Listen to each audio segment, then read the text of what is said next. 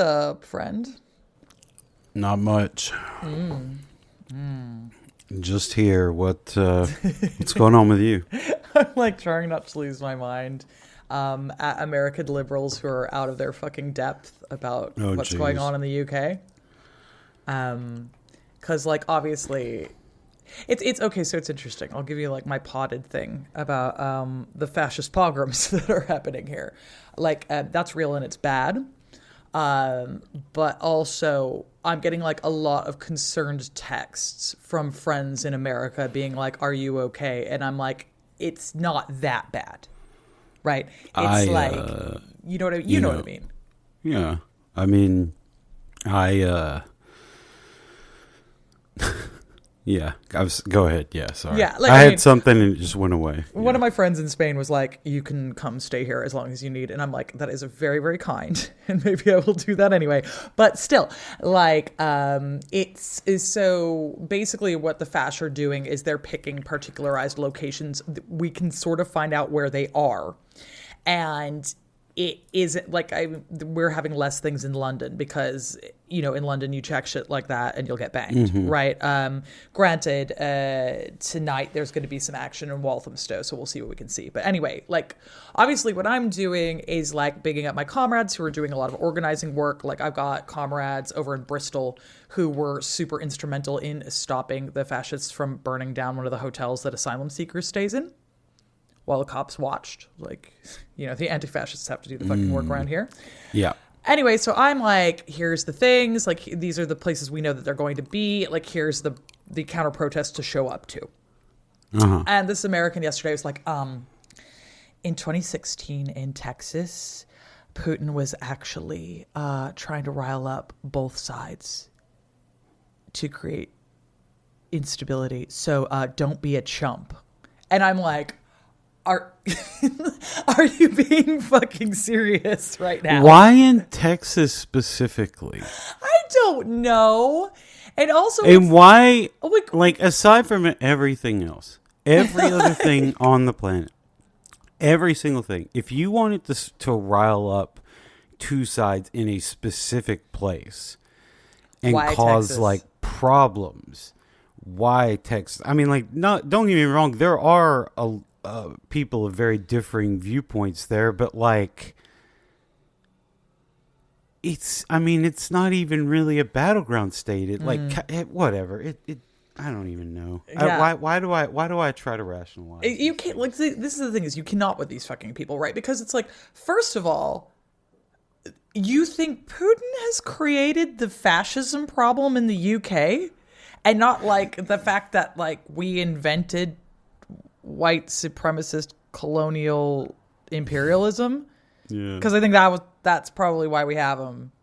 Like that's probably and like that's because you're a Russian plant. Yeah, I'm a Russian. Your plant. last name Yannicka? Yeah, I know, that's definitely right? not American. That's not an American last name. The fuck are you doing here? No, and so it's like, I mean, obviously these fascists are like our own problem. And then second, even if it was true, even if we pretend that like we're having these like fascist pogroms because of Russian interference, ? So your answer is to let them burn down the hotels that the asylum seekers are in because Putin wants us to fight them?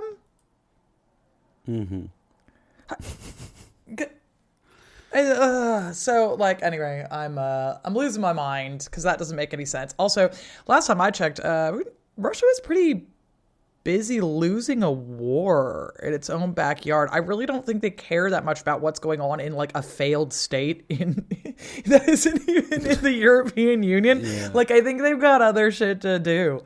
And then Americans were like, I disagree. The UK is America's biggest ally. And I'm like, no, we aren't.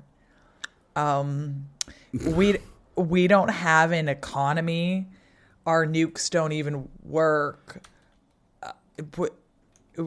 I don't understand why you think we're a big... Anyway, it's literally just because they like BBC dramas. I'm like, I beg you to understand England's place in the world. Anyway, if another American liberal attempts to explain UK politics to me, I may explode. So there is that. Like, I'm down here. There was like fascist graffiti on the bus stop downstairs. yesterday, and I had to go like cover it up with anti-fascist stickers.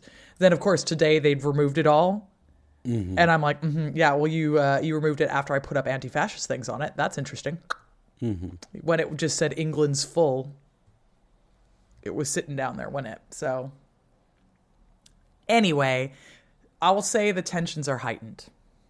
That is what I would say. But we're out here. We're organizing.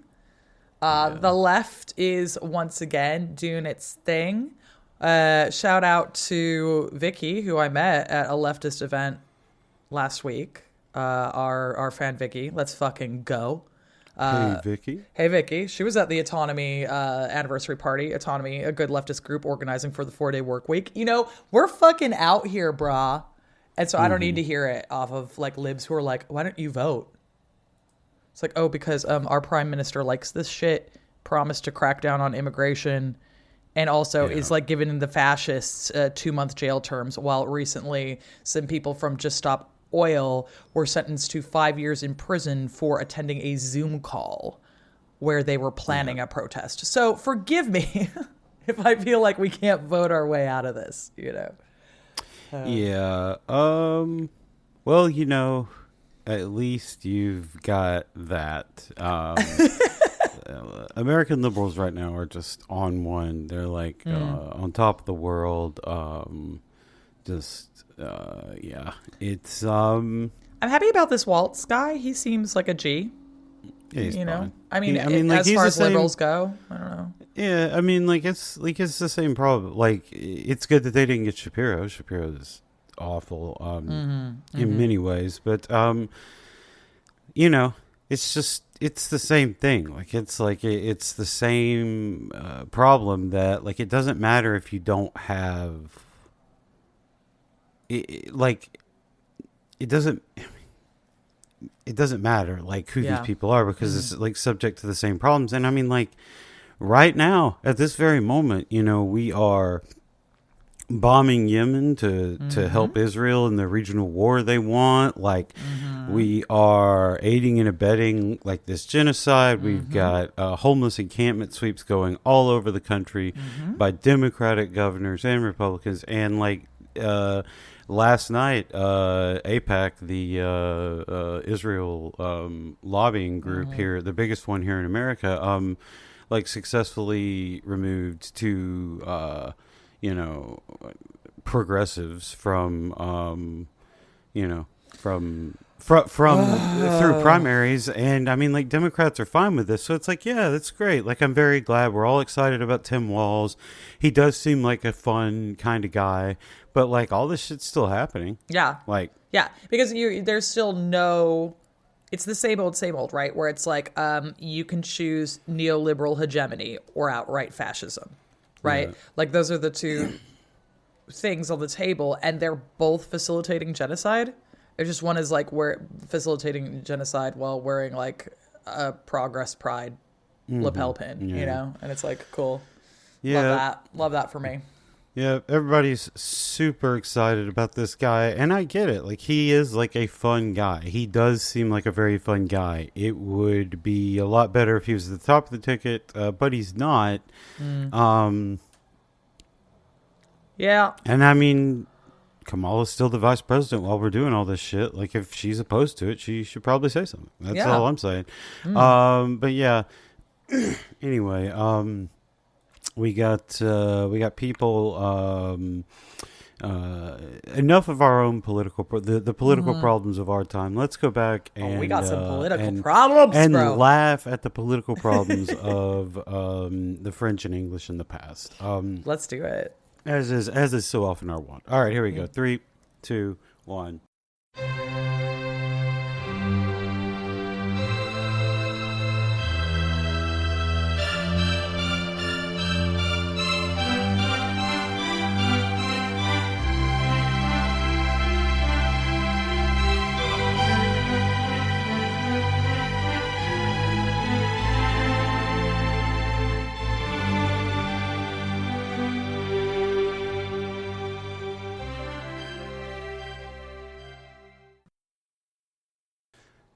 Hello, and welcome back to We're Not So Different, a podcast about how we're always laughing at the medieval French and English and the various problems.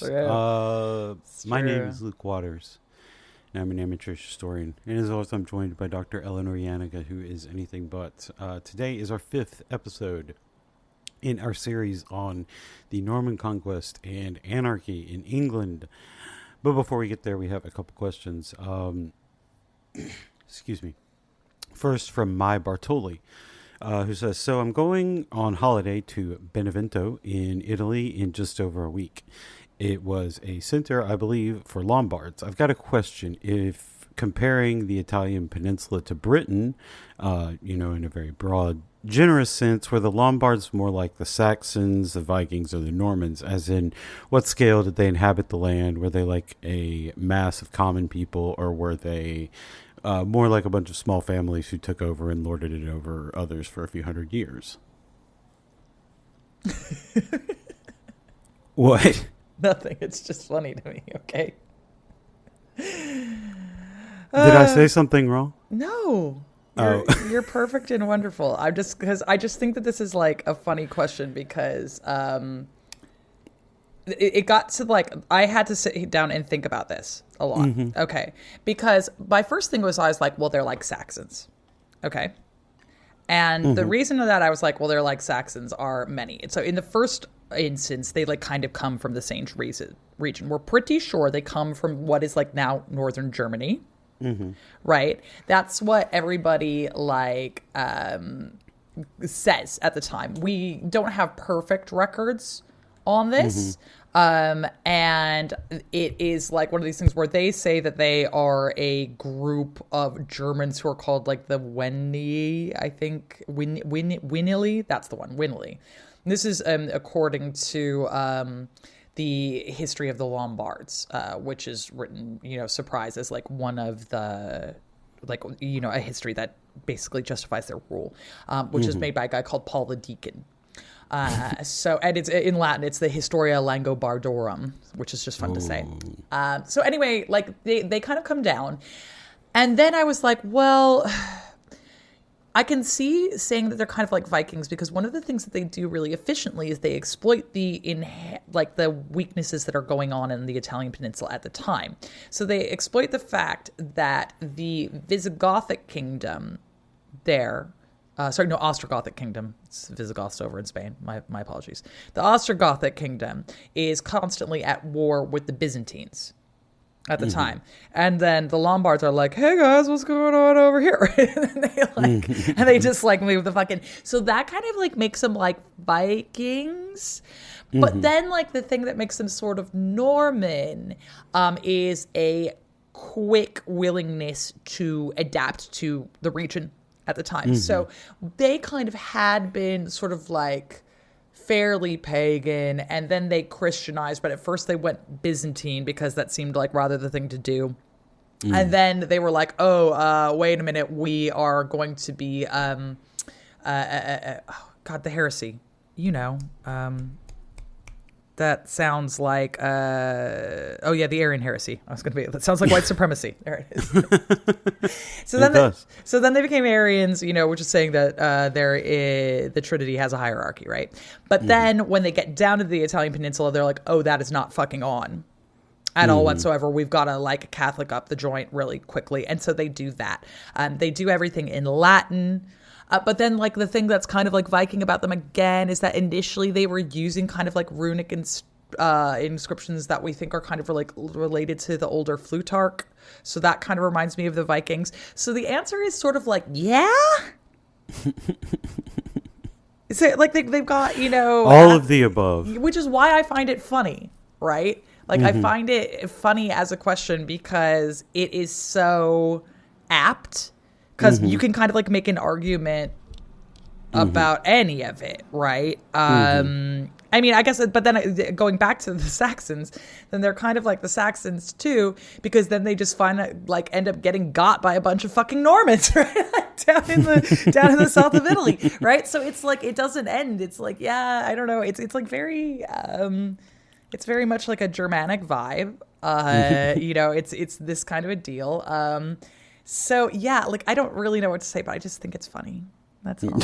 Yeah. Like, I like it. Yeah. My Bartoli, thank you for the question. Next one we've got is from White Trash Historian, who says, so in the vein of the return of House of the Dragon, what role did dragons play in medieval society? So I went and looked dragons up in the very excellent online medieval bestiary, which I believe is maintained by the University of Toronto.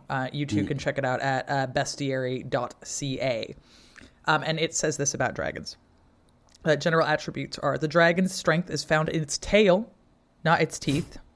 Its lashing tail does great harm, and the dragon kills anything it catches in its coils. The dragon is the enemy of the elephant and hides near paths where elephants walk so it can catch them with its tail and kill them by suffocation.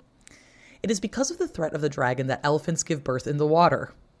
Citation needed, it's fine. The dragon's venom is harmless. The dragon has a crest and a small mouth. When the dragon is drawn from its hole in the air, it stirs up the air and makes it shine. Dragons are found in India and Ethiopia. Dragons cannot stand the sweet smell breathed out by the panther and hide in a hole when the panther roars. Now, panthers are associated with Jesus, so that's probably why. Thomas of Cantimple adds to unusual stories. When a dragon is captured, men have themselves tied to its back and thus are carried away quickly to faraway places. Very House of the Dragon. But when they try to cross a wide sea, the dragons tire and fall into the water. To destroy a dragon, a calf is filled and its belly is filled with quicklime. When the dragon swallows the calf, the quicklime mixes with the moisture in the dragon's stomach to produce heat.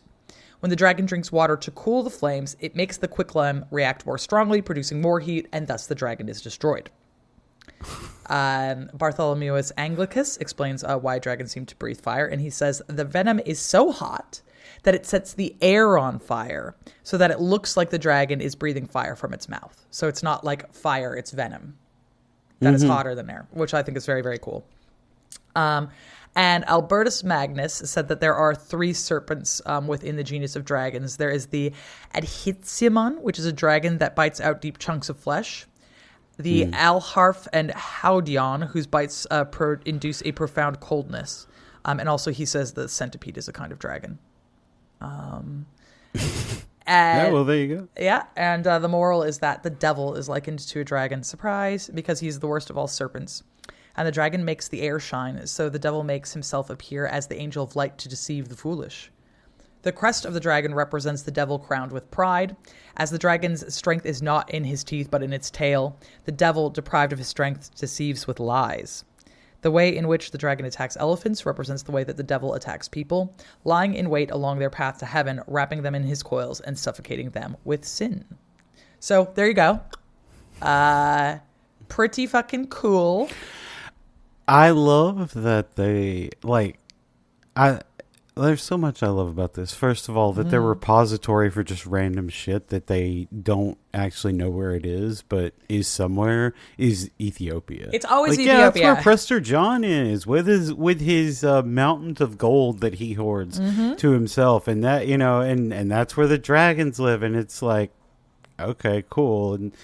But I do like that they just, they're just massaging this thing, it doesn't actually breathe fire. It's just that the poison is so hot that it interacts with the air, and and you're just like, it's cool. That's pretty clever. I am glad that they're coming up, that they too had bullshit real world justifications for obvious magic. It's all right. It's like, no, that shit's venom. Yeah. Oh man. So it calls the House of Dragons into question.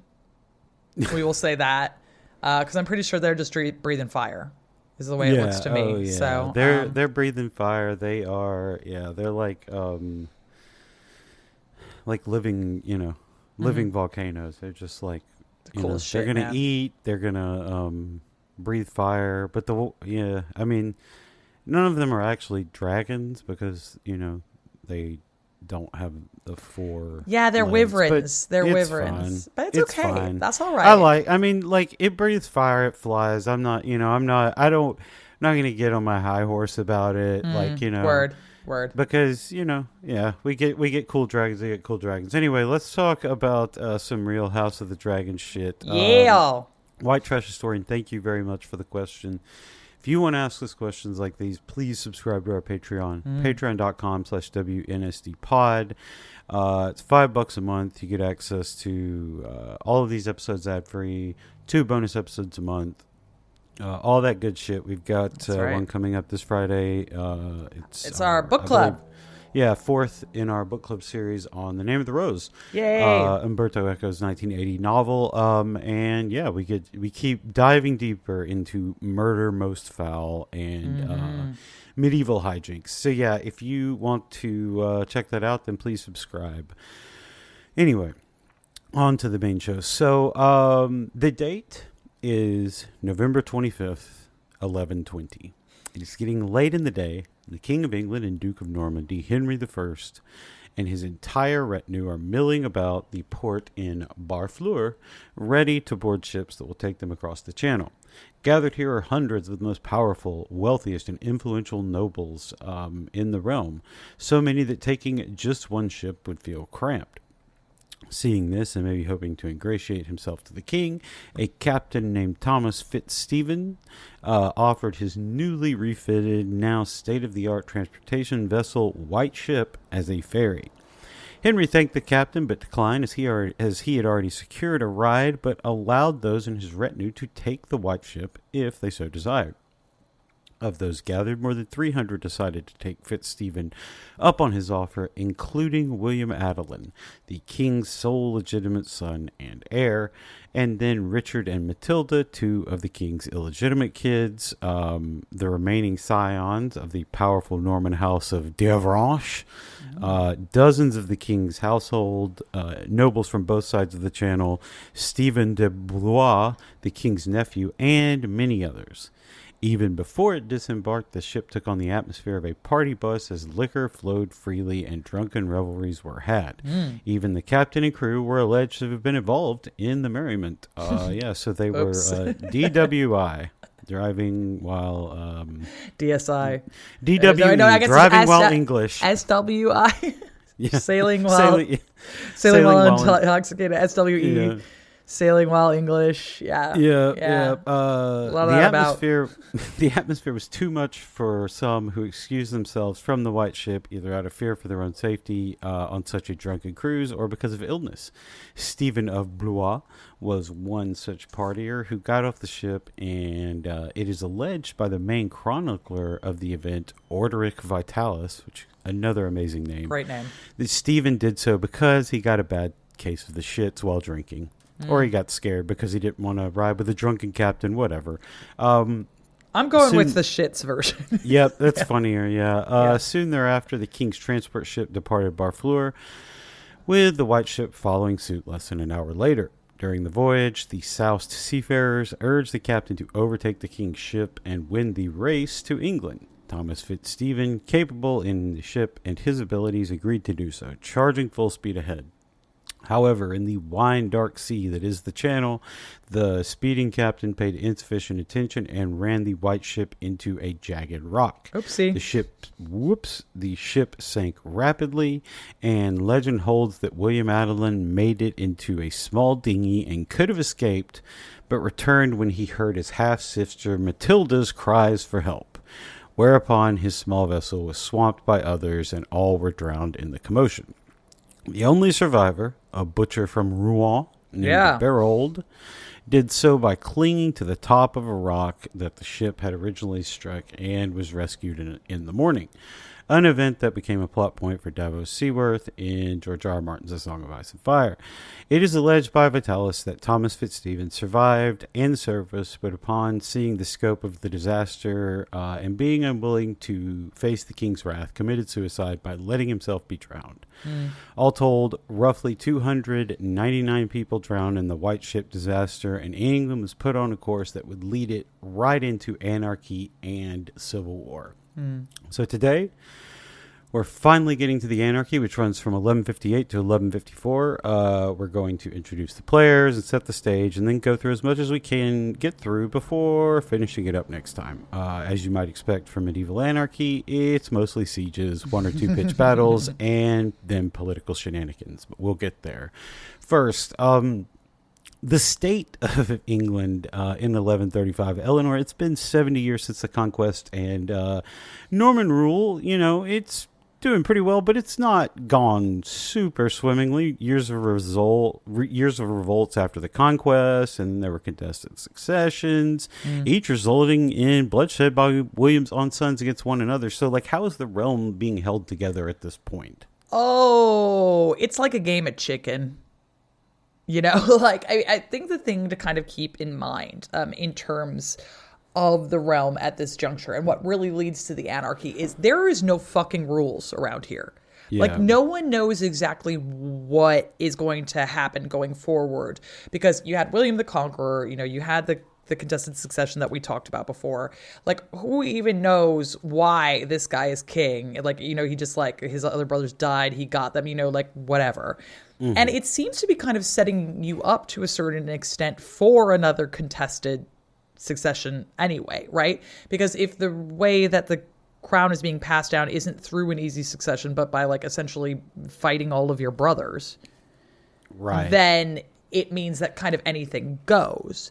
It also means that politically, all of the, like, really astute dukes and things like that are keeping their powder very dry. Right? Yeah. They're, like, really looking at what is going on in terms of, like, who the most powerful people are, who's up, who's down. And it would have been one thing, I think, if the White Ship disaster hadn't happened, right? I think that there would have been a fairly easy, handing over. That would seem like an off-ramp from the past Norman contested successions where brothers were at each other's throats to now you've had 35 basically uninterrupted years of Henry's rule, and then it goes right to his son, and that can be like the sailing off point into the future. Yeah. But then he's dead. Dead. Yeah. Right? And it's like, but then even when we're like, oh, and then that would have been really easy, it's like he does have like 22 fucking bastard siblings. True. Like, not even an exaggeration. Now, granted, those aren't all boys, but, too, you can't necessarily tell with these people because, like, as we said, it's like, so was, William the Conqueror, right? Mm-hmm. So it's like, would that have mattered? I don't know. It's difficult to say. We can only kind of, like, deal with the facts on the ground such as they are. Mm-hmm. But certainly at this point, things are kind of in play. Now, basically, the response to this initially is Henry's like, okay, well, I'm just going to, like, get a new wife and knock her up, right? Like, Lord knows this motherfucker is fecund. Right, this guy's out here like he's like 24 kids deep. He's like, what's a 25th among friends, right? Like, we can absolutely, he's like, we can get this done. He gets married again, but nothing doing. Yep. No takers this time. So it's at first he was just kind of like, no problem, bro, like, I'll just make another one, and then that doesn't work out, right? Yeah. But it does kind of show that there might have been, because of this piece, uneasy as it may have been, again, there would have been an off-ramp there. Like, I think that if he just, like, managed to knock up his new wife, it could have been okay as well. But he didn't, and so we get this mess. Yeah. So, I mean, when we think about anarchy, I think, it's like, no rules. Everybody's running around with torches and pitchforks, and the countryside is constantly ablaze. Like, it just never goes out, and everything. So, like, are we talking?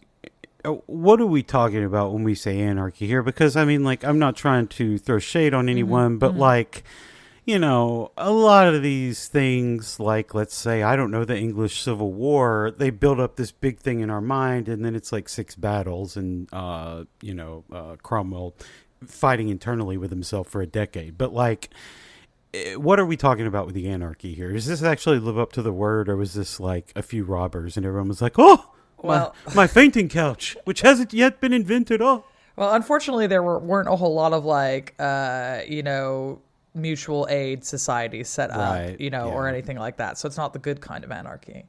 Yeah. But essentially what ends up happening is we have a series of pitched battles, as we'll get to.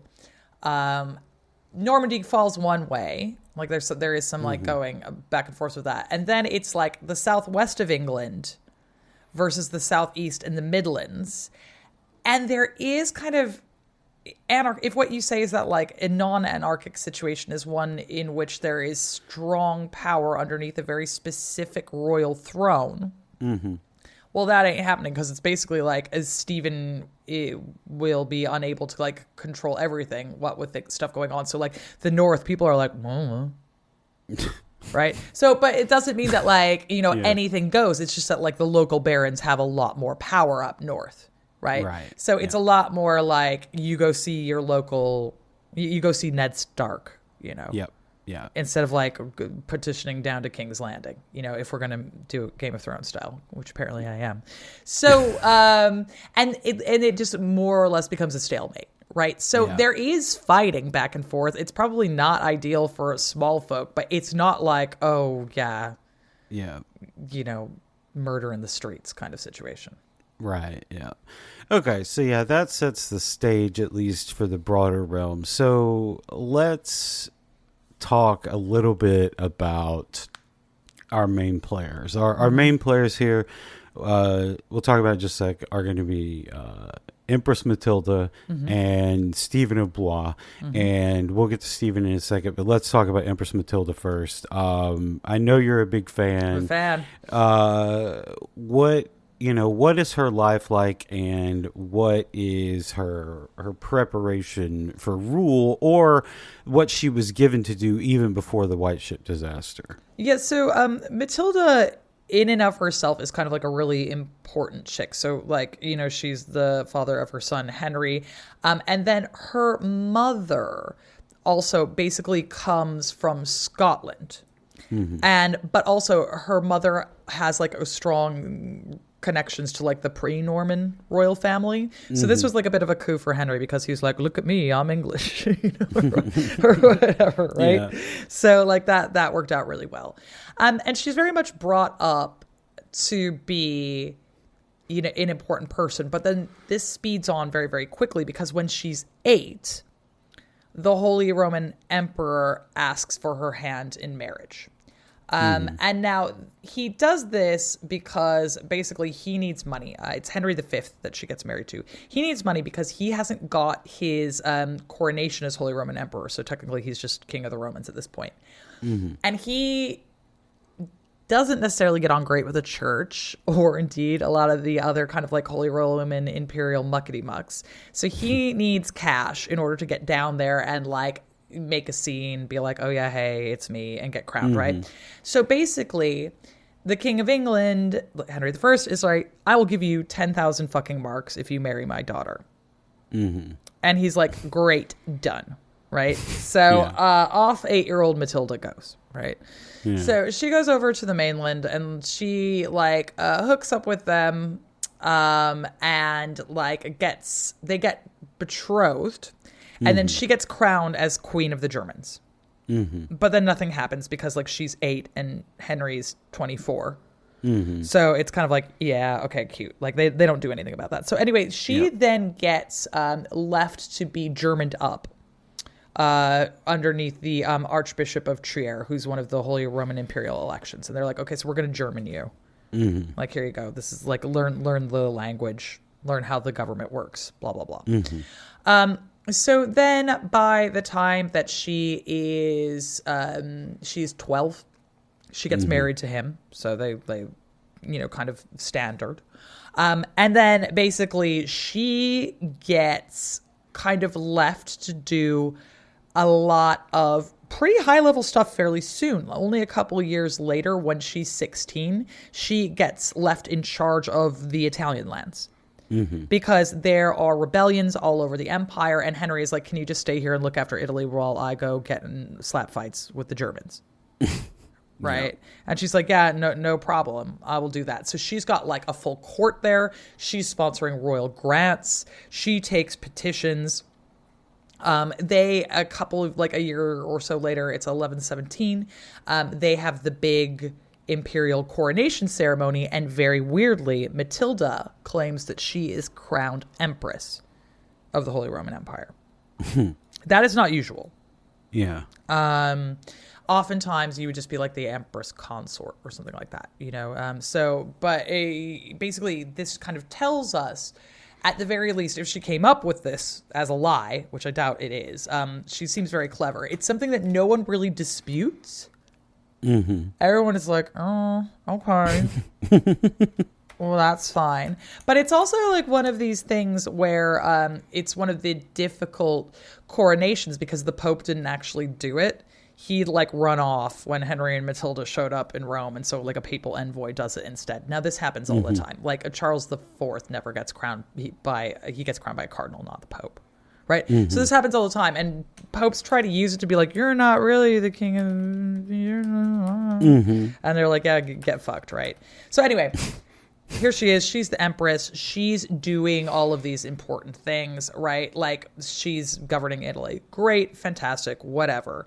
Henry falls in and out of favor with the church. He gets excommunicated at various times for the purposes of getting in slap fights about who invests bishops. So it's investiture controversy stuff, right? Meanwhile, the White Ship disaster goes down. Mm-hmm. And it's like, okay. But nothing is like settled yet because, you know, again, they're like Matilda's like, well, my dad will just knock someone else up because that's what he does. So anyway, here we are. We're still in Italy, right? Whatever. Yeah, it'll be fine. But then Henry gets cancer. And they're like, oh, this is not great, right? And he dies, and they don't have any heirs. We're not really exactly sure why they don't have any heirs.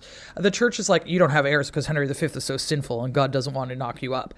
We're kind of like, they don't spend a lot of time together. Yeah, I was gonna say because you kind they of got married at 12, and she wouldn't be. Mm-hmm. You know, you wouldn't really be of childbearing age for.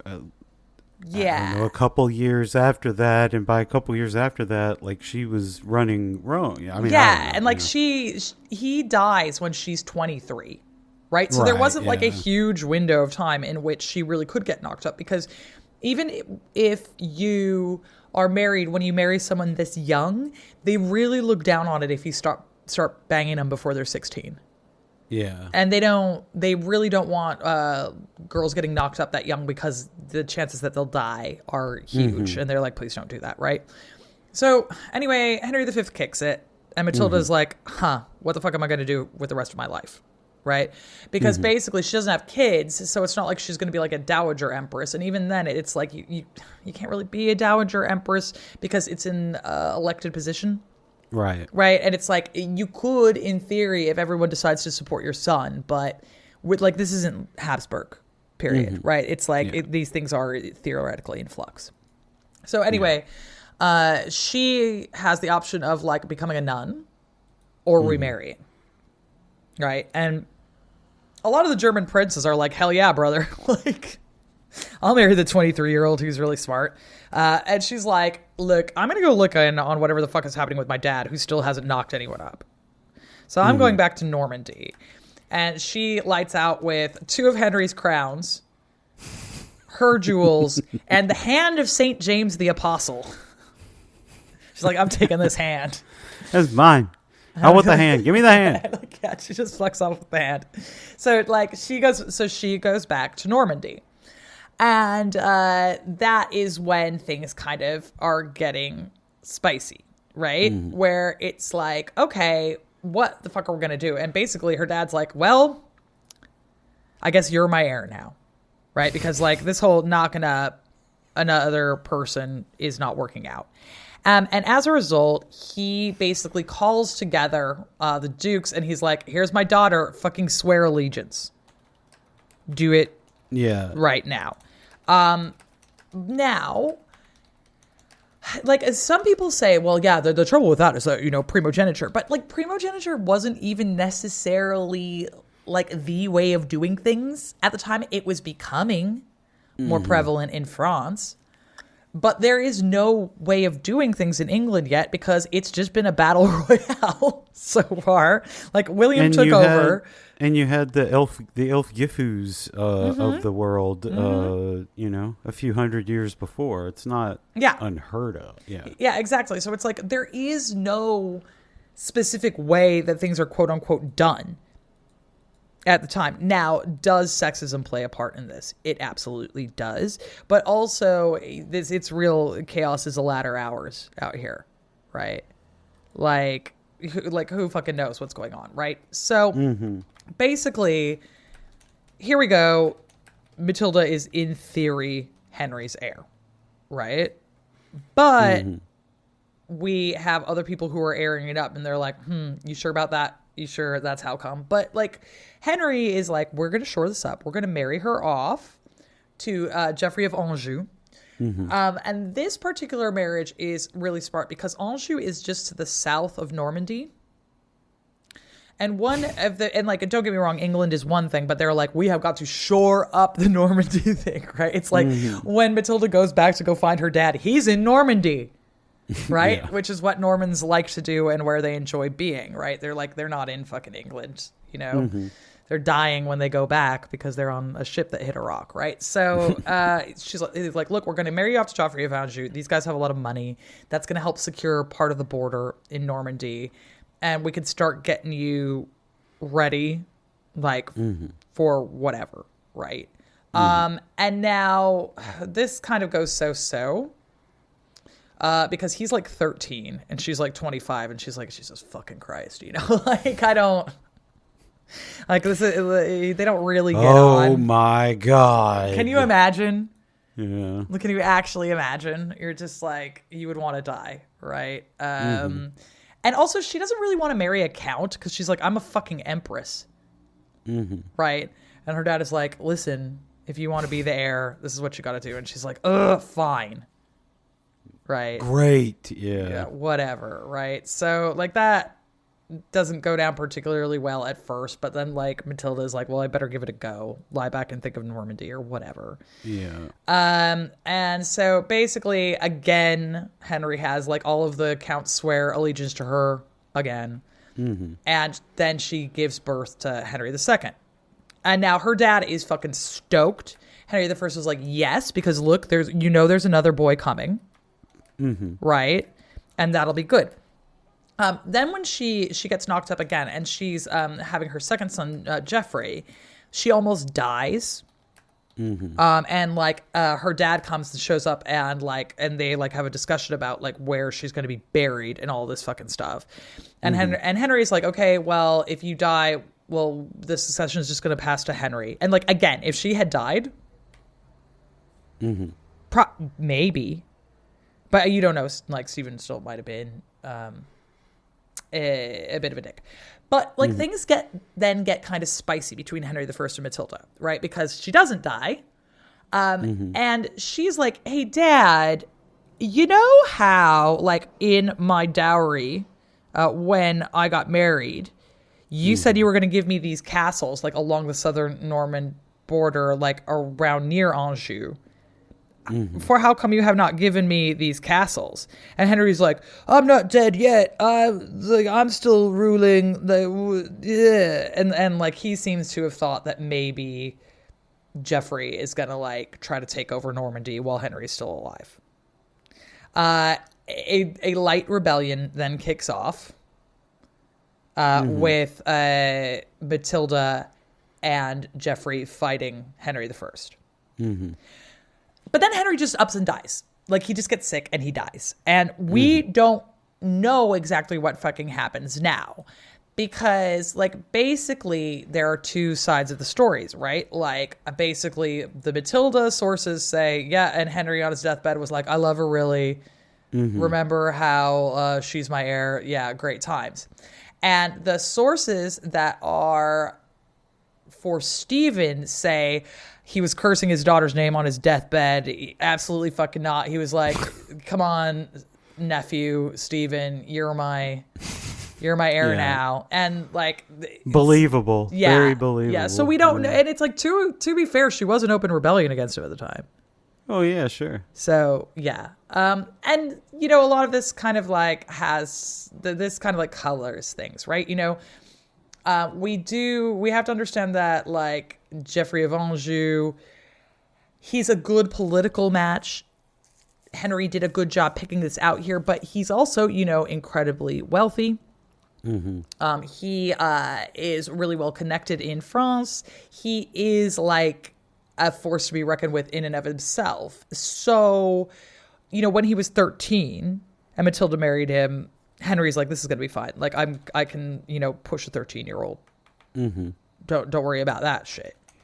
But when he gets older and starts like making his claims, that's when things become more of an issue. Yeah. It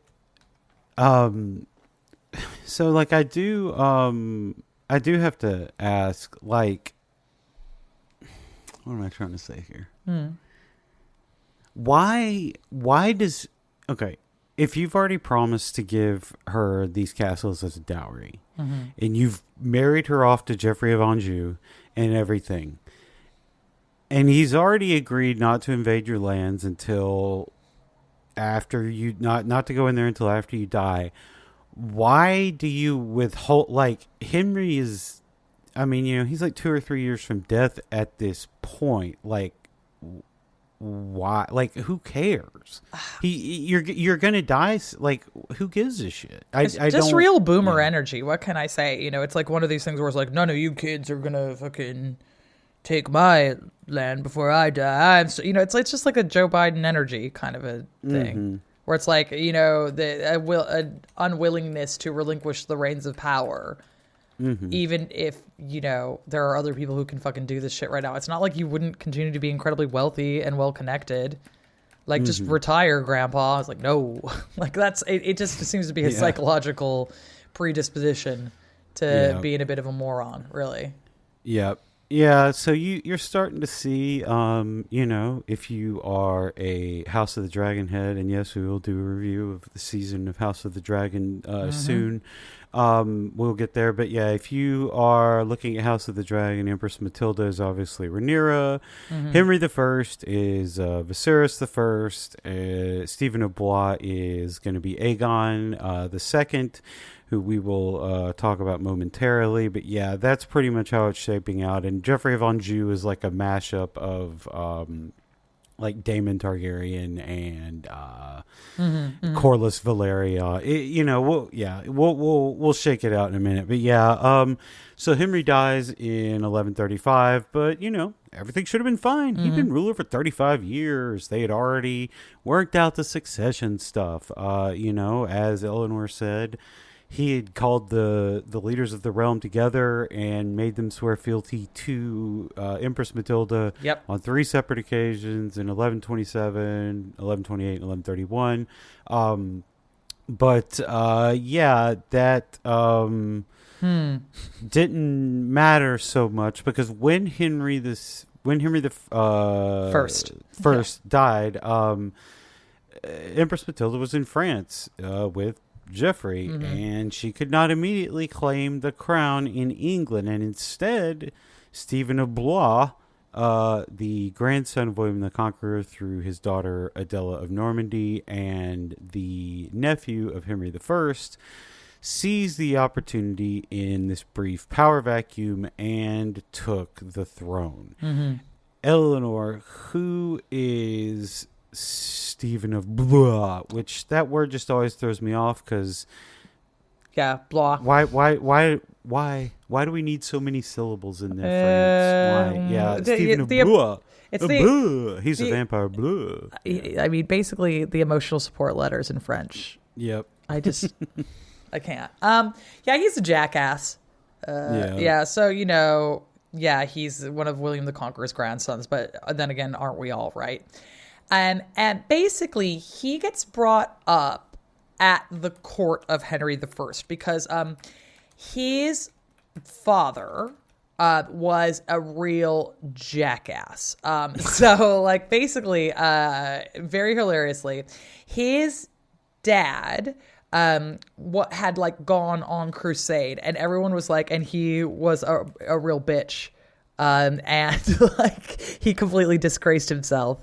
And everyone was like talking trash. And now his mother, who was named Adela, that's his grandmother. My bad. But so his mother was basically like really super religious. And everybody like knew that she was like really like not afraid to speak her mind, and she essentially bullies her husband into going back onto crusade. So like off he goes, and hilariously his dad's name is Stephen Henry, which is just like very funny to me. But I'm just like, why you gotta have two? But so his mother Adela. And it is Adela. That's why I got confused. Sorry. The inside of my brain is a mess, guys. So, so his mother Adela bullies his father into going back on crusade. He gets killed at the Battle of Ramallah, which is a kind of famous route, right? And so Adela is like, like, oopsie doodle. Like, I just didn't want to be embarrassed of my husband anymore. I didn't want him to fucking die. So she sees which way the wind is blowing, and she's like, well, off we go to your uncle's court, right? Like, well, here we go. Your uncle is the king. Like, fuck it. That shit is like done. So we are just going to go ahead and we are going to connect ourselves to his court and just hope for the best. Right? Which is not a bad way of doing things. Now, he's got a whole mess of other siblings. He's got an eldest brother who we think had some kind of intellectual disability, because people just don't talk about William. We're just like, Then he had another brother, Theobald. And then there's him. And then he's got like, another brother who dies fairly early, Odo, right? So there's like a whole mess of kids. Adela needs somewhere to take him. She takes him to the court of Henry I. Smart, right? So he is there and he's got like a one-on-one relationship with Henry I. And basically he is able to kind of see the things that Henry does in order to maintain his kingdom, right? So like, he basically takes part in military campaigns that Henry has been doing things. Like he is in the retinue when Henry goes on procession a lot of the time. So he's learning a lot about statecraft as a result of this. And also, one of the things he learns, if, you were paying attention to your uncle who became king just by starting shit, right? Yeah. Like, it doesn't matter who you are. Your uncle who became king when he was both legally and traditionally barred, because that, that had been promised to Robert Curthose, and, and Henry was like, nope, it's mine. And they, argued about it, but, if he can take it, why can't you? Yeah. Yeah. And Henry seems to like him. Yeah. Gives him a lot of land. So it's like he gets like bits of Lancaster. He gets like Alençon, which is in like southern Normandy. Right? Like he makes himself readily available to Henry. Let's just say that. So he's around the joint, which means that he is also good at knowing who's up and who's down and making his own relationships, right? And so, like, he in theory, he should just be like the kiss-up nephew at court, right? Sorry, sirens. That's okay. There you go. So, like, and he could have just been like a really well-connected and very wealthy noble. But that's not how it goes down now, is it? No, it doesn't. And before we move on to talk about his little mini coup here, let's talk about his wife, who is helpfully also named Matilda. That is our third Matilda of the episode, if you are counting when we include one of Henry I's bastards, who's also named Matilda. Imagine being his real daughter, Matilda, and there's just a bastard running around who's still part of the retinue, who's also... It's like, I feel, when people are like, I'm not watching House of the Dragon because they all look the same, they all have the same names, and then I'm trying to like do a fucking podcast, and I'm like, so far we got 3 Henrys, 3 Matildas, 2 Adelas, 2 Williams. It's like they just recycle names, and it's not fucking helpful. But yeah, so you've got Matilda, the Countess of Boulogne, in this case.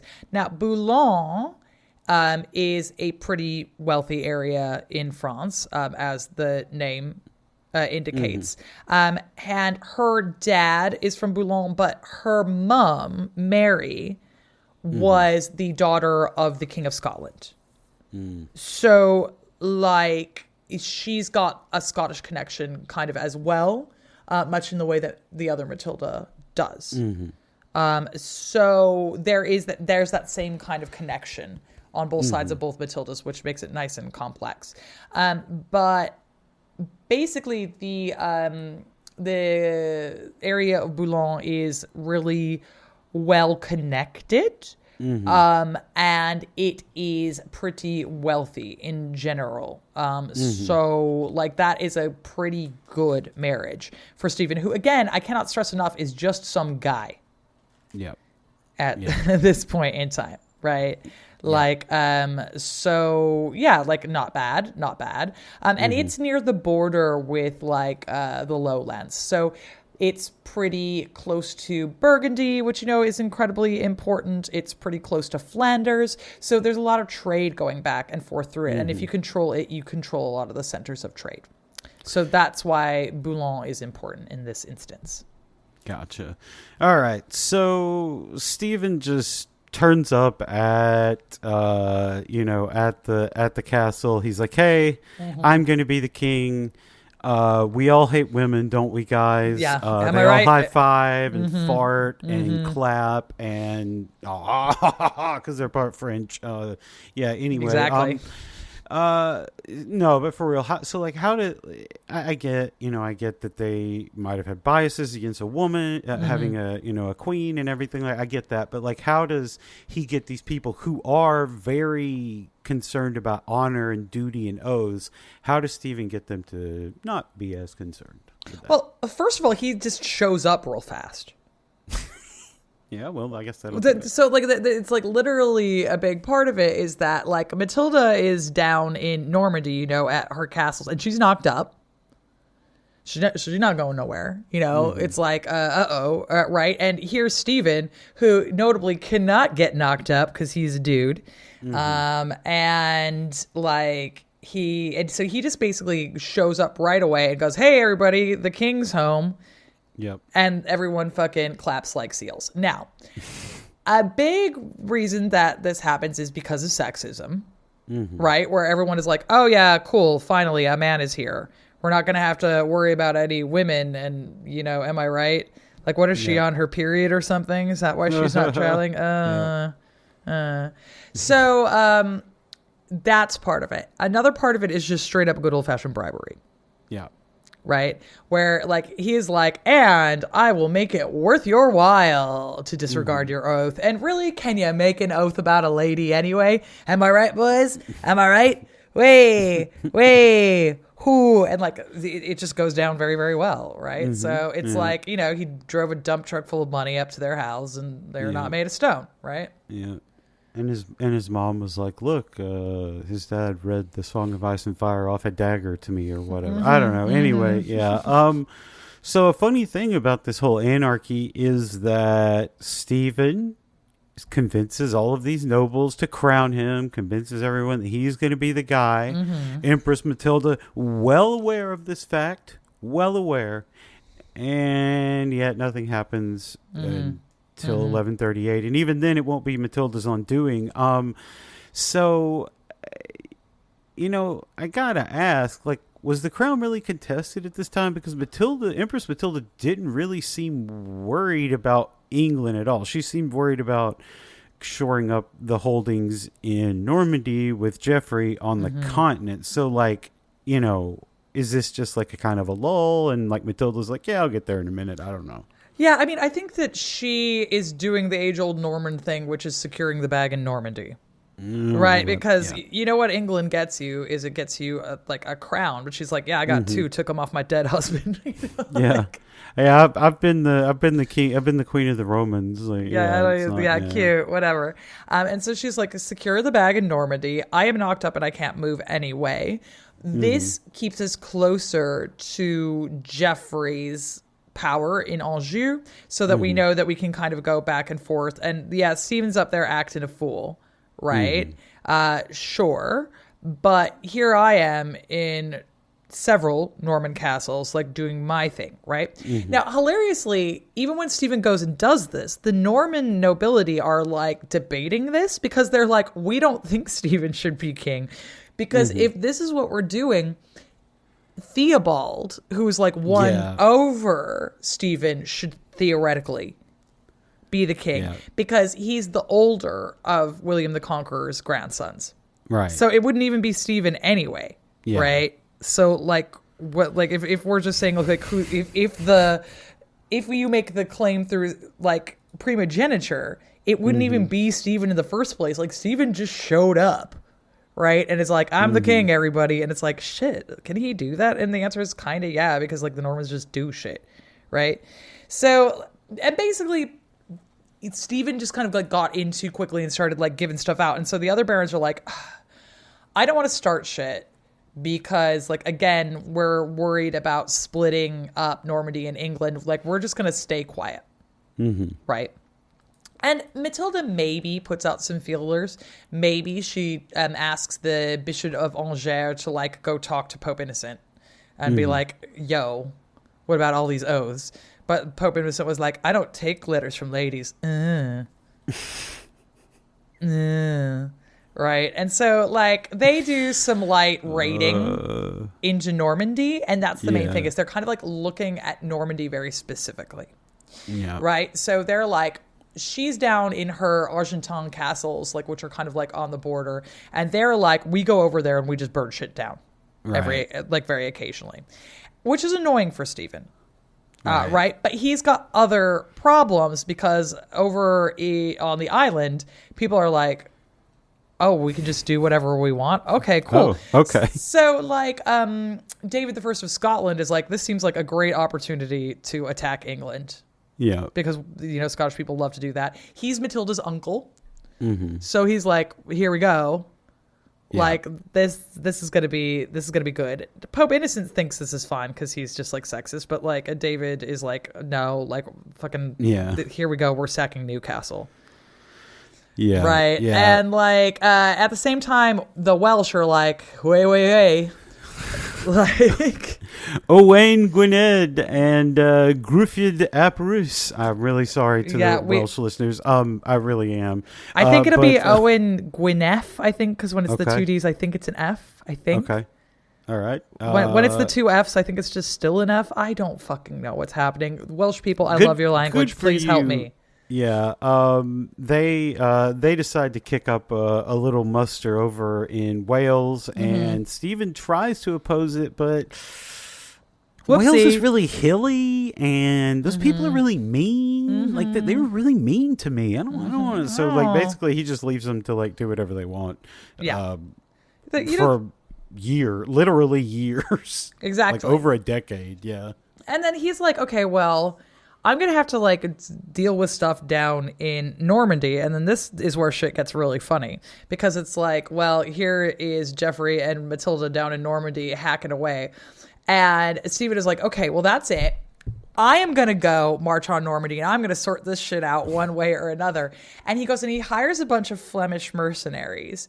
And then he gets a bunch of like guys from Normandy because he's like, oh, well, here I am. I'm your rightful ruler. And they're like, oh, okay. But then the Normans and the Flemish kick off against each other and his two parts of the army like fight each other. And so the Normans are like, we don't like this guy because we don't like all these Flemish guys coming around in here. Yeah. And so it's like, which basically gives, you know, Matilda a lot more power. And, you know, occasionally various English, you know, nobles will be like, can I get more land? Seems like he's fighting, you know, and but like nothing major happens until Matilda's half brother Robert of Gloucester decides to kick the fuck off in 1138. Yeah, 1138. Empress Matilda's still on the continent, and the anarchy is actually, as Eleanor said, kicked off by Robert of Gloucester, who was one of the largest landowners in England and Normandy, and he rebelled in the name of his sister Matilda, even though Robert himself was also in Normandy at the time. But because the people of Southwest England either respected or feared him or whatever, his renunciation caused most of the southwestern part of the island to rebel, starting in Kent, spread from there. This was, as I said, the first real assertion of Matilda's rights to the English throne in 3 years. Then Geoffrey of Anjou invaded Normandy, and that was a problem. And then King David I of Scotland also renounced his allegiance to Stephen, invaded from the north, and threw his support behind Matilda, pushing all the way south to Yorkshire. Stephen was in a bit of a bind, and as Eleanor said, he spent a lot of money to hire mercenaries on the continent, which didn't work, and that fucking sucked, so he left. He left them to their bidding for the time being. He decided to go back and take on the Scottish as the biggest threat to the crown, and they had pushed way south. They'd taken a bunch of castles. They were besieging the castle at Wark. They won a battle at Clitheroe, but they were not so lucky when they got to Yorkshire because they were annihilated. And this is when we get the Battle of the Standard, which is by far the biggest battle of the anarchy. It is huge, and you would think, and we have numerous, and I mean numerous sources about this, and you would be thinking now that we are preparing for a long talk about the Battle of the Standard. But here's the problem. Most of those sources are concerned with telling tales of stuff that happened before the battle that almost certainly didn't happen. And then the actual battle's like, oh yeah, they fought for 3 hours and then the English beat them and that was that. And it's like, there were 26,000 people involved in this battle, which is... That is just mind-blowing. That would be mind-blowing for a continental battle in this part of the Middle Ages. The fact that it happened on England at that time is insane. Yeah, 26,000 people, and we know very little what's going on because, like, all of these accounts are like, oh, and then they rode up and did this, and the Scottish fought amongst themselves, and all the brave English, Stephen, and you're just like, okay, cool, yeah. There's a lot of like them being like, and then he gave a speech. Yeah, I am the Count of blah. You know, it's just like, dude, what the fuck, man? Like, do not write down like the theoretical speeches. But anyway, whatever, fine.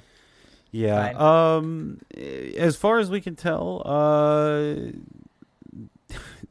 the Scottish leadership was in some kind of disarray. They had bad tactical decisions. Their charges failed, and they broke on the English defense. And then when the English counterattacked, it was just brutal. They continually pushed the Scottish back for 3 hours before the Scottish army broke and began to dissolve under the barrages. The Scottish took losses during the battle, but apparently most of them were suffered during the rout afterward. And it was just a disorganized mess, and they were cut down. All told, roughly 2/3 of the Scottish army became casualties, and a new peace was agreed within a few months. Despite his rebellion and sacking of several castles and opposing the king directly, David I got off rather lightly and was even allowed to keep some of the smaller castles he had taken at Carlisle and Cumberland within modern English borders, which would piss people off because Stephen is a lot of things as king, but... he's really great about taking castles from people and being like, yeah, they'll be fine with it. And then the people are like, the fuck I am. That's my fucking castle, Stephen. Yeah, Jesus. So Stephen did negotiate a peace that lasted for 20 years with the Scottish. It's just also really going to piss off this guy named Ranulph of Chester. And we'll talk about him next time. But basically, he's going to add to Matilda's army, Empress Matilda's army, and it's going to be a whole thing. But yeah, if we get into too much more, we're gonna have to do so much more. Sorry, everybody. We're gonna have to explain who Ranulph is and talk about the Battle of Lincoln and Stephen's capture, which should have meant the end of the war, but didn't, because this is a civil war being fought by, I don't know, two monkeys banging a monolith with a bone. I don't fucking know. Yeah, might as well be. Might as well be. Given what we know. Yeah, we'll get there. We'll try to finish up the Anarchy next time. We'll see. There's a lot, and most of it happens at the beginning here. But yeah, we got everyone set up. Daemon Targaryen is kicking things off. Aegon II's pissing people off. That's right. Yeah. Alicent, I don't know. She's here somewhere. She's an amalgamation of a bunch of people, probably. It's a whole thing. We've got it all going down. But yeah, I guess leaving on the Battle of the Standard's pretty funny, because it's just like, here's all of this pretext, here's all this everything, and it's like, yeah, and they fought for a while, and like, I don't know, 12,000 Scottish soldiers were killed, and it was just like, cool. Nice. How? Nope. Nope. Okay, cool. But that rousing pregame speech was what we really needed. Yeah, absolutely. Thanks for that. They ran out. They won one for the Gipper, or whatever the fuck people say in England. The English phrase that's equivalent. I don't know. Well, I'll tell you what. It is interesting because it does show us a way that we are quite different from medieval people. Because medieval people are like, oh, the thing you need to know about is the speeches. And we're like, tell us about the battle tactics. And they're like, no. Want to know what happened, and they're like, look, I'm one guy. I was like, I'm learning from a bunch of other people. I don't understand. They're like, can we ever really know what the truth is? Who's to see? They're like, it's Rashomon out here, they like end up denying like the causal existence of time. They're like, does one thing happening really cause another thing to happen? Who's to say? Cause and effect, has that ever been proven? Has anyone in history ever proven that doing something right now causes something in the future? I don't think so. No. Yeah, anyway, that's what we got. That's the beginning of the Anarchy. It kicks off with Robert of Gloucester just doing his thing, and the Scottish getting their fucking asses handed to them and going back north, even though they still got to keep extra land. Nice one, Steve. Anyway, yeah. We love it. We'll get there next time. Eleanor, what the hell's going on with you? Yeah, tomorrow, August the 8th, if you're not listening to this the day it comes out, and, why would you necessarily? I have my television show that I did about the Normans on History Hit debuting. Woo. There's 2 episodes. Do you remember when I was looking at cows out the window and totally exhausted and still podcasting for your love? This is the thing that I was doing. So if you could watch it, that would be brilliant. Otherwise, you seen your girl at Going Medieval on the socials. I'm mostly trying to do organization for anti-fascist stuff at the moment. But, I'm there. Just don't fucking tell me anything about Russia.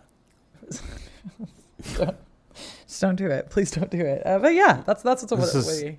This is all Russia's fault. It's not the fact that we blew up a pipeline to keep Germany dependent on Russian oil or anything. No. Or someone blew up the pipeline. I don't know who it was. Whatever. Yeah. Definitely one person in London's fault. Yeah, you know where to find me. Luke is amazing on these socials and such like that. You can and you can check out my old show, People's History of the Old Republic, wherever you're listening to this show right now. But that's going to do it for us today. Thank you so much for listening, and we'll see you next time. Bye.